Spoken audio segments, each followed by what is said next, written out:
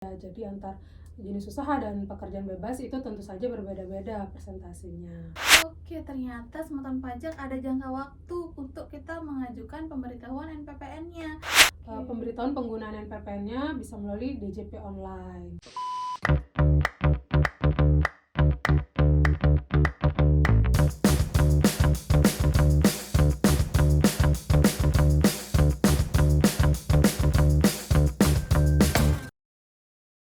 Halo semeton pajak, berjumpa lagi pada 914 Podcast. Bincang seru seputar perpajakan. Bersama saya Rida Dan saya Manda.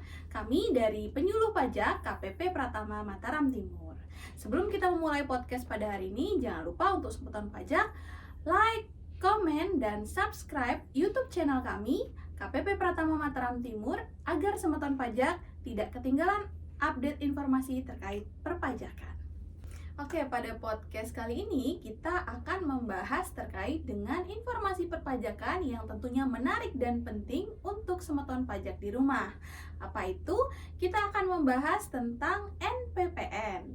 Nah, NPPN ini sendiri apa sih? NPPN ini adalah norma perhitungan penghasilan neto. Jadi biasanya disingkat dengan NPPN gitu. Nah, untuk pembahasan NPPN ini kita akan membahas bersama narasumber kita yaitu Mbak Manda.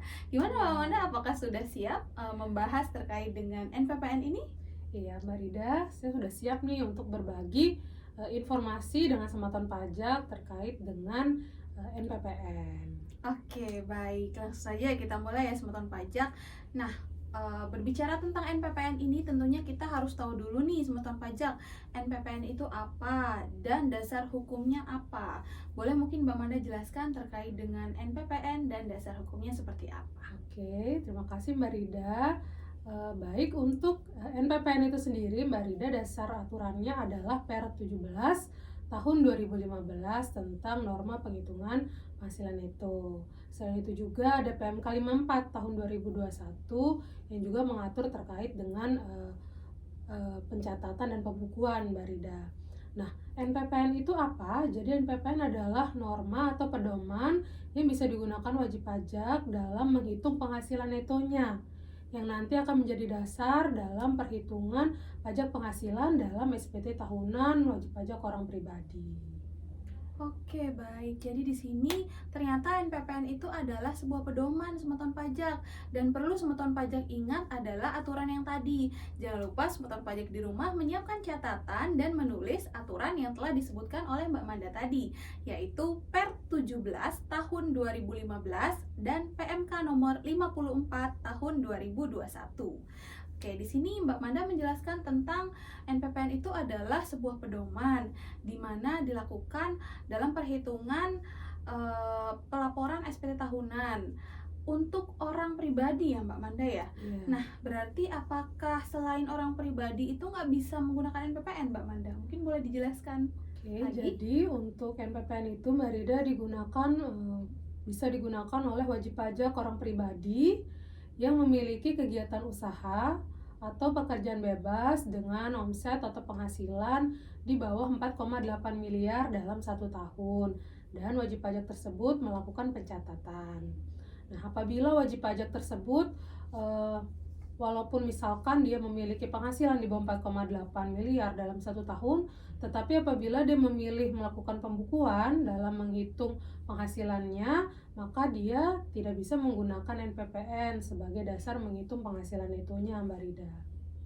Oke, jadi nggak semua wajib pajak itu bisa menggunakan NPPN ya Mbak Manda, hanya untuk orang pribadi saja. Jadi wajib pajak orang pribadi yang dapat menggunakan NPPN ini. Nah, orang pribadi ini juga tentunya ada kriterianya semeton pajak seperti yang telah dijelaskan sama Mbak Manda tadi, yaitu dia memiliki penghasilan dari kegiatan usaha atau pekerjaan bebas di mana omset dalam 1 tahun itu tidak lebih dari 4,8 miliar dan dia memilih untuk melakukan pencatatan sehingga si wajib pajak orang pribadi ini bisa menggunakan NPPN. Nah, di sini untuk kegiatan usaha mungkin semeton pajak di rumah itu sudah bisa memahami ya Mbak Manda. Namun di sini ada istilah yang masih baru, mungkin ada smoton pajak yang asing mendengarkan kata-kata terkait dengan pekerjaan bebas. Oke, pekerjaan bebas itu mungkin smoton pajak masih bingung. Apa sih sebenarnya maksudnya pekerjaan bebas itu Mbak Manda? Oke, Mungkin Mbak. boleh dijelaskan lebih Iya. lanjut ya. Terkait dengan pekerjaan bebas, mungkin smoton pajak banyak yang masih belum mengerti ya Mbak Rida. Jadi pekerjaan bebas itu adalah pekerjaan yang dilakukan oleh orang pribadi yang memiliki keahlian tertentu untuk mendapatkan penghasilan dan mereka tidak terikat suatu hubungan kerja dengan pihak lain. Contohnya adalah pengacara, notaris, dokter, terus misalkan olahragawan atau artis. Nah, jenis-jenis pekerjaan bebas itu bisa diketahui lebih jelasnya dalam PP 23 tahun 2018 Mbak Rida. Jadi di situ dijelaskan lebih detail mengenai jenis-jenis apa saja pekerjaan bebas itu. Oke, nah satu lagi nih tambahan untuk smoton pajak yang perlu diingat lagi dan dicatat ya smoton pajak, yaitu PP nomor 23 tahun 2018 terkait dengan pekerjaan bebas apa saja yang masuk dalam kriteria dapat menggunakan NPPN ini. Nah, ketika smoton pajak nih Mbak Manda sudah tahu bahwa ternyata memang NPPN itu hanya digunakan oleh orang pribadi dengan kriteria tertentu. Nah, apakah ketika sudah memenuhi kriteria tersebut kita bisa langsung menggunakan NPPN ini? Nah, penggunaan NPPN ini sebenarnya masih dalam kebingungan smoton pajak nih Mbak Manda. NPPN ini berupa satuan kah atau mungkin dia bentuknya angka atau nilai? Seperti apa Mbak Manda, mungkin bisa dijelaskan? Iya. Jadi NPPN itu sendiri Mbak Rida bentuknya persentase. Oke, baik, Iya. persentase ya. Nah, persentasenya itu yang akan dikalikan oleh penghasilan brutonya. Nah, persentase itu diklasifikasikan berdasarkan jenis usaha dan juga pekerjaan bebasnya Mbak Rida. Jadi antar jenis usaha dan pekerjaan bebas itu tentu saja berbeda-beda persentasenya. Dan juga dibedakan menjadi 3 kriteria Mbak Rida. Yang pertama itu adalah 10 ibu kota provinsi, yaitu Medan, Palembang, Jakarta, Bandung, Semarang, Surabaya, Denpasar, Manado, Pontianak, dan juga Makassar. Lalu kriteria yang kedua itu adalah ibu kota provinsi lainnya selain yang tadi saya sebutkan, dan yang terakhir adalah daerah lainnya. Jadi di antara ketiganya ini akan berbeda tarif atau persentase dari NPPN-nya Mbak Rida. Nah, misalkan nih contohnya seorang dokter yang punya penghasilan dari tenaga ahli sebagai dokter di Kota Mataram, itu persentase NPPN-nya adalah 50%. Tentu saja akan berbeda dengan persentase NPPN dari seorang olahragawan di Kota Jakarta misalkan. Nah, itu tentu saja akan berbeda Mbak Rida. Nah, itulah akan menjadi dasar penghitungan penghasilan itu dari persentase NPPN itu sendiri. Untuk lebih lengkapnya bisa dilihat di lampiran dari Per 17 tahun 2015 Mbak Rida. Oke, jadi ternyata NPPN itu adalah persentase ya Mbak Manda, bentuknya bukan besaran satuan atau mungkin nilai tertentu ya. Jadi smoton pajak di rumah harus ingat NPPN itu adalah suatu persentase yang akan digunakan dalam mengalihkan penghasilan brutonya smoton pajak di rumah, sehingga akan nanti diketahui berapa penghasilan itunya ya Mbak Manda ya. Nah, ketika smoton pajak nih di rumah sudah mengetahui NPPN itu apa, terus besarannya berapa, sesuai dengan yang Mbak Mara jelaskan, tergantung dari jenis usahanya sama kriteria wilayah atau daerahnya ya. Nah, apakah smoton pajak sudah bisa langsung menggunakannya dalam pelaporan SPT tahunan Mbak Amanda setelah kita tahu semua hal tentang NPPN ini? Oke, setelah kita tahu tadi pengertian dan tarif persentasenya, itu tidak serta-merta Mbak Rida kita bisa langsung menggunakan persentase NPPN itu dalam SPT tahunan kita. Jadi kita harus mengajukan dulu pemberitahuan dan itu ada jangka waktunya Mbak Rida. Jadi jangka waktu untuk penyampaian pemberitahuan penggunaan NPPN itu sendiri adalah maksimal 3 bulan pertama di tahun pajak yang bersangkutan. Jadi misalkan nih saya Mbak Rida mau mengajukan untuk tahun pajak 2024 itu maksimal saya sampaikan ke DJP itu bulan Maret tahun 2024, pemberitahuan penggunaan NPPN itu sendiri. Nah, bagi wajib pajak yang terdaftarnya di tengah tahun, itu maksimal menyampaikan 3 bulan setelah tanggal terdaftar NPWP-nya atau di akhir tahun pajak yang bersangkutan. Mana yang lebih dulu? Jadi misalkan wajib pajaknya terdaftar bulan Juni tahun 2023, maka dia bisa mengajukan maksimal bulan Agustus 2023 untuk menyampaikan pemberitaan penggunaan NPPN. Seperti itu, Mbak Rida. Oke, ternyata semeton pajak ada jangka waktu untuk kita mengajukan pemberitahuan NPPN-nya. Jadi semeton pajak yang sudah tahu nih, sudah memenuhi penghasilannya dari kegiatan usaha atau pekerjaan bebas, mau menggunakan NPPN ini, semeton pajak harus mengajukan pemberitahuan kepada DJP. Pemberitahuan ini diajukan dalam jangka waktu, sebagaimana yang dijelaskan tadi Mbak Manda. Oke, setelah kita tahu nih jangka waktunya, semeton pajak harus ingat-ingat ya, sebelum menggunakan NPPN harus mengajukan NPPN ini, permohonannya atau pemberitahuan permohonan ini sebelum jangka waktunya. Nah, setelah kita ketahui jangka waktunya nih Mbak Manda, kan Mbak Manda bilang kita mengajukan permohonan pemberitahuan kepada DJP ya. Nah, seperti apa sih caranya kita memberikan pemberitahuan ini? Apakah kita langsung memberitahukan kepada Direktur Jenderal Pajak langsung atau seperti apa Mbak Manda? Mungkin boleh dijelaskan ya? Iya. Untuk pemberitahuannya Mbak Rida itu bisa diajukan dengan mengisi formulir dan menyampaikan langsung ke KPP terdaftarnya, atau yang lebih mudah nih Mbak Rida bisa melalui website djponline.pajak.go.id. Nah, untuk pengajuan secara online itu wajib pajak terlebih dahulu sudah melakukan aktivasi e-fin dulu Mbak Rida, supaya bisa membuat password dan login di DJP Online. Nah, setelah bisa login, nanti wajib pajak atau semeton pajak mengaktifasi dulu fitur info KSWP yang ada di menu profil. Setelah itu, setelah bisa mengakses menu info KSWP, memilih layanan form pemberitahuan penggunaan NPPN dan tahun pajaknya. Setelah itu sistem akan memvalidasi apakah pemberitahuan penggunaan NPPN ini sudah memenuhi kriteria atau tidak. Nah, jika sudah memenuhi semua kriterianya Mbak Rida, maka nanti wajib pajak akan mendapatkan BPS atau bukti penerimaan surat bahwa wajib pajak sudah menyampaikan pemberitahuan penggunaan NPPN.